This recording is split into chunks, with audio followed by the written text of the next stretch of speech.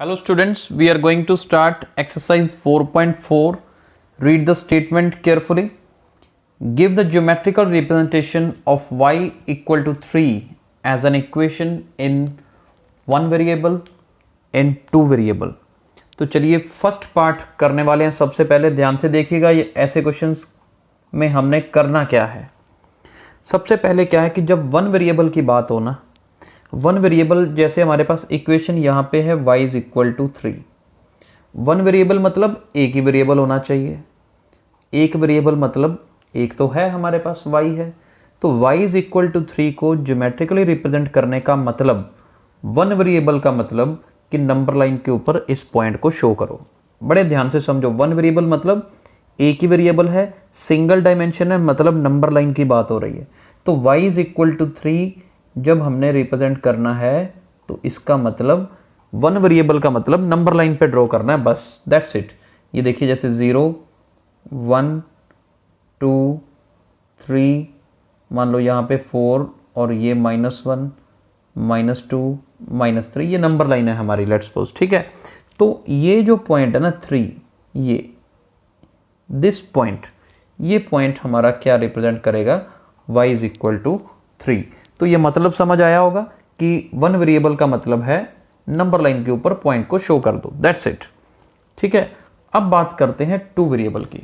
तो ये भी समझना है बड़े ध्यान से, जब हम टू वेरिएबल के रिलेटेड करना हो तो कैसे करेंगे इस तरह के क्वेश्चंस को। अब टू वेरिएबल मतलब, टू वेरिएबल का मतलब तो ये हो गया कि हमारे पास दो वेरिएबल होने चाहिए, लेकिन हमारी इक्वेशन में तो एक ही वेरिएबल है y, तो x की कमी है ना, उस कमी को पूरा करना है। कैसे पूरा करना है अब ये देखिए। अब यहाँ पे x नहीं है ना, तो हम 0x लिख लेते हैं, बस यही एक थोड़ा यहाँ पे दिमाग लगाने वाला काम है। 0x मतलब कोफिशिएंट 0 ले लिया x का। अब 0 को x से मल्टीप्लाई करोगे तो 0 ही होता है, और 0 प्लस y होता है। तो याद क्या रखना है, अगर हमें सिंगल वेरिएबल गिवन है लेकिन ज्योमेट्रिकल रिप्रेजेंटेशन मतलब ग्राफ बनाना है टू वेरिएबल में, तो दूसरा वेरिएबल लगाना पड़ेगा। बस दूसरा वेरिएबल जब लगाना है तो 0x कर देना है। अब इसी का ही अब देखते हैं क्या बनेगा यहाँ से आगे। y की वैल्यू 3 माइनस 0x, कोफिशिएंट 0 ले रखा है ना। अब देखो बॉक्स क्या बनेगा। अब देखो आपको कैलकुलेशन करनी आती है, हमने काफ़ी क्वेश्चंस कर लिए हैं, इसलिए मैं सीधा ही करके दिखा रहा हूँ आपको। आप x की वैल्यू लो, मान लो 0 ले ली मैंने। जब x 0 है तो y की वैल्यू क्या आएगी, 3 आएगी।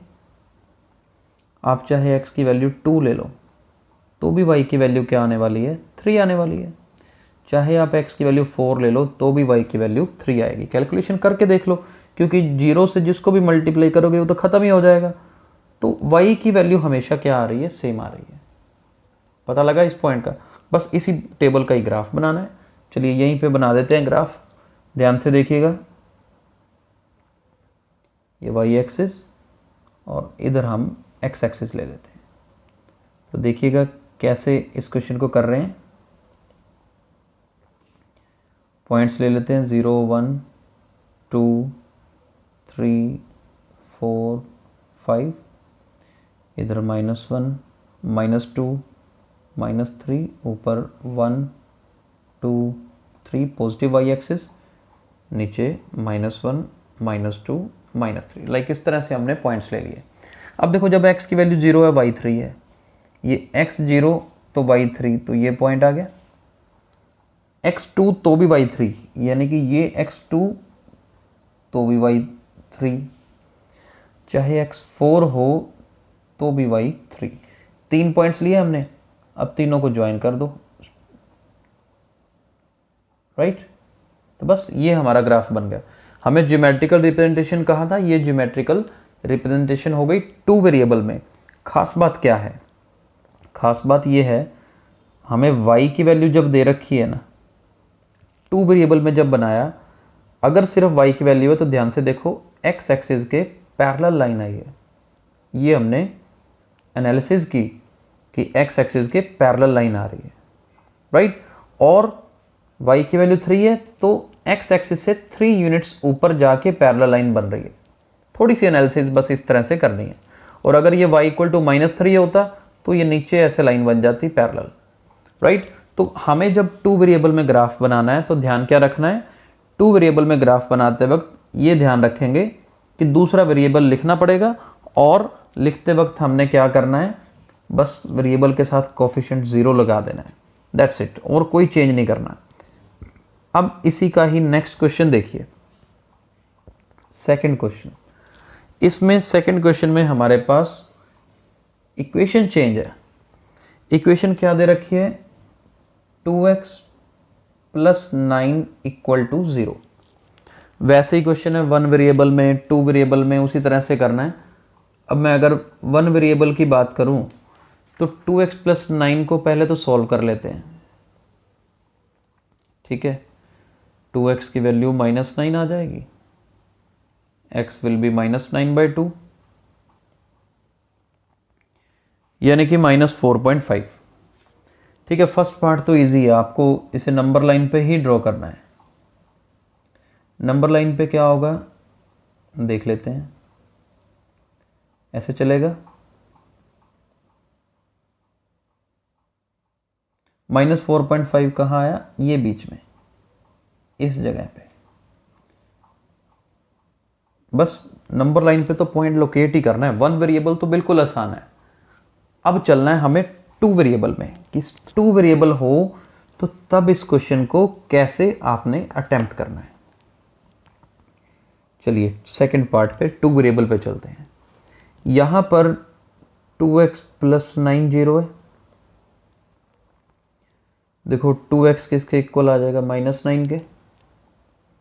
y की कमी है ना, तो उस कमी को पूरा करो, 0y लिख दो। यही मैंने आपसे कहा था। यहां से 2x की वैल्यू -9, ये 0y इधर ले जाओ, और x की वैल्यू 2 नीचे आ जाएगा। ये बन गया हमारे पास। अब क्या है, आप बनाओ टेबल। आपने वैल्यूज लेके दिखाना है प्रॉपर, जैसा आपको सिखाया गया है। अब देखो जब y की वैल्यू 0 ले लें, यहाँ पर 0 × 0 0, -9/2 बनेगा जी, ये -4.5 बनेगा। आप y की वैल्यू लो 2।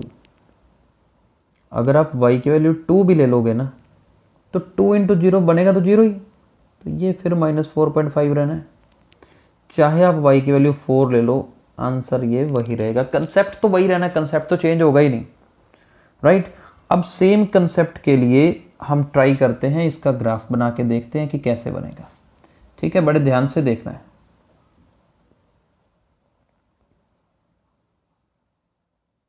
ये देखिए, इसमें पॉइंट्स ले लेते हैं, 0 1 2 3 4, -1 -2 -3 -4 -5, ऊपर 1 2 3 4 5, नीचे वाली साइड -1 -2 -3। देखो जब x -4.5 है तो y 0 है, तो ये पॉइंट आएगा। पॉइंट लोकेट करना तो आता है आपको। x -4.5 के लिए y की वैल्यू 2, यानी कि ये यहाँ और सामने y2, ये पॉइंट रहा। इसी तरह से तीसरा पॉइंट है, ऊपर 4 लेना है। कुल मिला के आपके पास ये जो पॉइंट्स बन रहे हैं, आप जब इनको जोड़ोगे तो बनेगी तो वही ना स्ट्रेट लाइन। बस पिछले पार्ट में x एक्सिस के पैरेलल बनी थी, यहाँ पर किसके पैरेलल बनेगी, y एक्सिस के पैरेलल बनेगी। तो आई होप समझ आ गया होगा कि अगर 2 वेरिएबल में है तो बस जो वेरिएबल मिसिंग है उस वेरिएबल को ऐड करना है, कोफिशिएंट 0 लगा देना है, राइट। तो आज हमने 4.4 एक्सरसाइज कंप्लीट कर ली है, हमारा चैप्टर खत्म हो गया है। अब हम आगे नेक्स्ट चैप्टर स्टार्ट करेंगे। Thank you.